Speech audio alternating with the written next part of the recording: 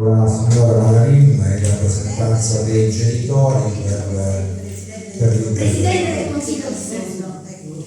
non lo sapevo. Presidente del Consiglio di Stato Vito Re, non mi era stato segnato. Allora, per il corpo docenti, la professoressa Rosita Vecchio.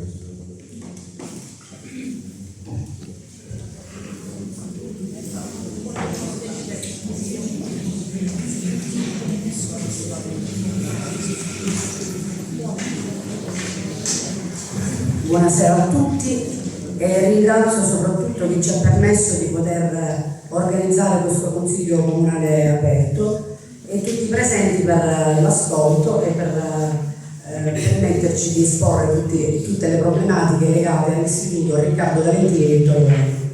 Vorrei fare una breve sintesi per capire da dove è iniziato il nostro problema e a dove oggi siamo arrivati. Il problema eclatante sul tetto del plesso Riccardo Valentini si è verificato nel maggio 2023 e conseguentemente si è dovuto procedere alla chiusura del primo piano del suddetto edificio.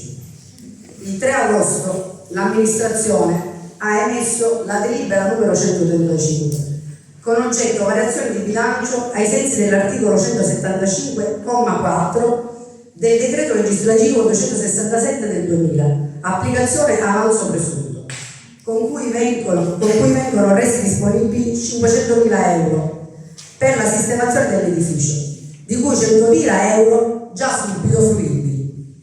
È trascorso il 2023 ed anche il 2024 e della sistemazione del plesso Riccardo Valentini non si è fatta più menzione. Che fine hanno fatto i rimanenti 400.000 euro?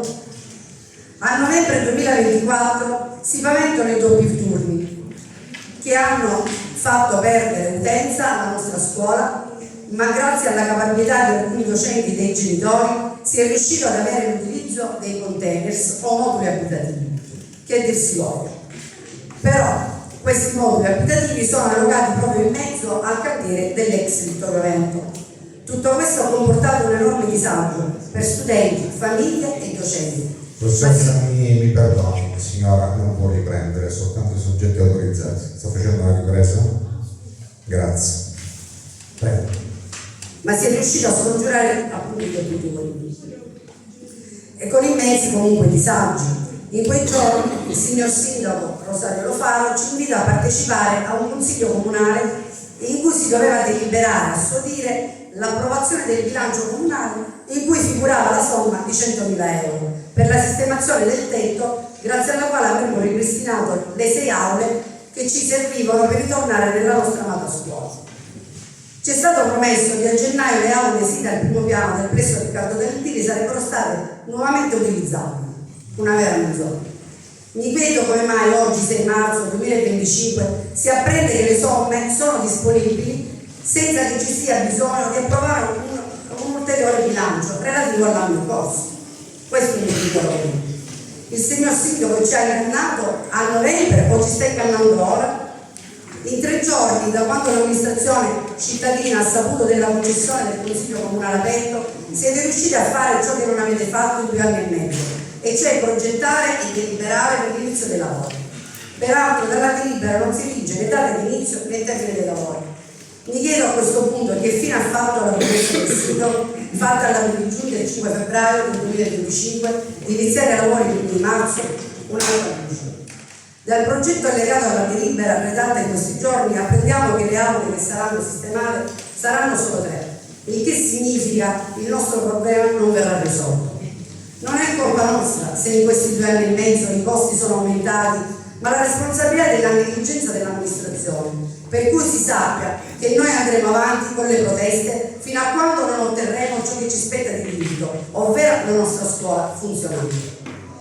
Il punto 2 della delibera recita: il costo complessivo dell'opera, ammontante ad euro 105.000, sarà finanziato in massima parte con i fondi ministeriali pervenuti a titolo di acconto con provvisorio numero 4139 del 14/12/2020, dando atto che le suddette somme sono confluite nell'avanzo vincolato ed in minima parte con i fondi del bilancio comunale.